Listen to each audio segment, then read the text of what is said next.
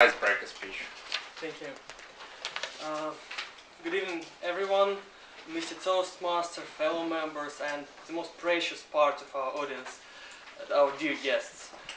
I would like to tell my icebreakers tonight. I have a mentor. My mentor is Roman, and when I asked him what should I do as my icebreaker, he said that it's very simple. I should speak as I speak to him in a pub when we go after a meeting.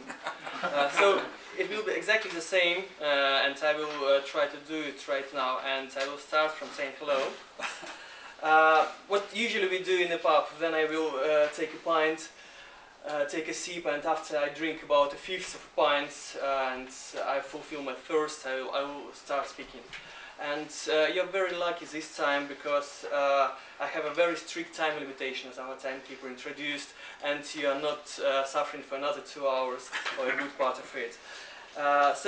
Basically, when we start speaking, from what point we start, how did we meet? And to me it's very simple.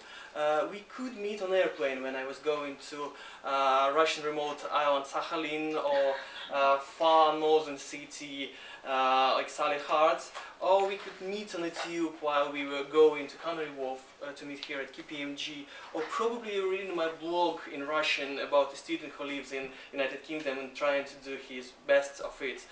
It doesn't really matter, because if we speak, it just means that we have something to discuss, and this is very important. And I will be very generous in stories. And I will, like, if you've never been to Russia, I will start with all 2 stories I have about real bears who walk on real streets of real Russian cities. And I will do that only because I want to see your eyes widening, and I want to see if you will run away from this crazy man or you will stay and listen to the rest of the stories. If you're still here, I will tell you all stories about how I conquered Europe, because this was very important for me to drive my own car to Europe, and actually I did it 3 times. It's a very long story. Then probably if you're still here and I still drink my cider, I will tell about that I worked with children for about 5 years every evening, while every morning I was an oil engineer at office, and it was very strange how I could combine those 2 things. And I was quite good at work, so I got unlimited time off, which is very generous from my office. So I could spend all summer working with children at summer camp. But while I say all those things, I will give enough time for you to escape from my stories. If you're still there, I will tell you about my story in Moscow when I met a very good psychiatrist, and she diagnosed me with a hero syndrome.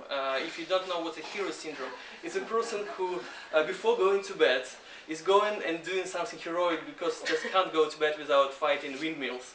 And after she withdrew that diagnosis, she invited me to her flat in one of 7 Stalin skyscrapers in Moscow, and I saw Kremlin from broad eye for my first time. If you're still here, I will tell you the next story, that I had my car in Siberia, and I was transferring, I hired a driver to transfer it to a normal part of Russia, and I hired a soldier occasionally. And while we were moving through Siberia, it's quite a long journey, I told him occasionally that I want to go around the world, and I spoke for 6 hours straight. And when I finished my story, he said that he just must go with me and can't leave if I say to him that he's not going. After I transferred my car, I went back to Siberia and spoke to another psychiatrist, quite sensible person working for a Olympic team of Russia. And after I finished my story, I hoped she could cure me, but she didn't. She wanted to join my team. So for another 2 years, I have a 3-strong team of a soldier, of a surgeon, and of a psychiatrist who are all in their 50s waiting for me to finish my degree, to get my job, to call them occasionally and say, like, let's do that. And when I finish with all those stories, there are only 2 ways we can communicate. One way is you start to search for your mobile phone and try to pretend that you need to feed your goldfish at home.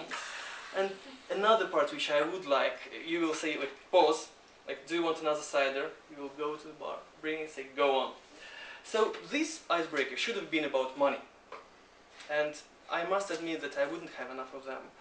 And why? Because there is a very simple explanation. I want to make as many mistakes as possible, because there is a very serious plan for that. If tonight on the King's Cross stations there won't be a double decker who hit me, I will live for another 50 years, and I'm going to have about 10 insanely funny grandchildren. And because I'm quite adventurous man, I want to buy for the best of them a clock tower on St. Pancras station, and another one I want to make a commercial pilot, because just it's very, very cool to have a grandchild of a commercial pilot. And for those children, I think they deserve to have a lot of good bedtime stories, and I don't want to repeat myself when I tell about my life. So this is my icebreaker. Thank you for the attention.